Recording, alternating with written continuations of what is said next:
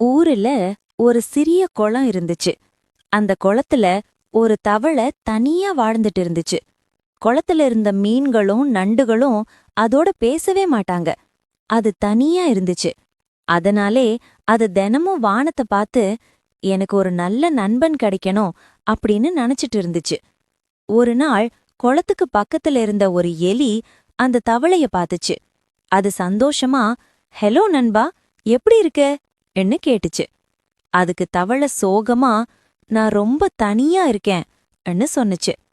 அத கேட்ட எலி, "அப்படியா, இனிமேல் நான் உன் நண்பன்" ன்னு சொன்னுச்சு.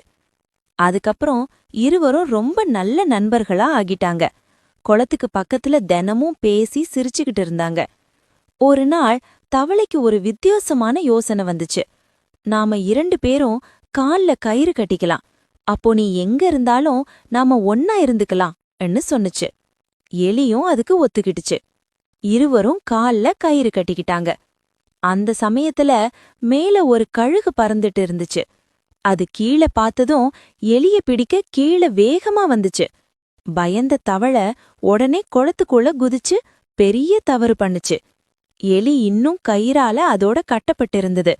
எலி தண்ணீருக்குள் இழுக்கப்பட்டு மூழ்கி இறந்துச்சு. சில நாட்கள் கழிச்சு எலியின் உடல் தண்ணீர்ல மிதந்தது. மீண்டும் அந்த கழுகு வந்து எலிய பிடிச்சுச்சு. ஆனா கயிறு இன்னும் இருந்ததால தவளையும் அதோட சேர்ந்து மேல தூக்கிக்கிட்டு போயிருச்சு. இறுதியில இருவரும் உயிரை இழந்துட்டாங்க. தவளை மாதிரி யோசிக்காம செய்யாதுங்க.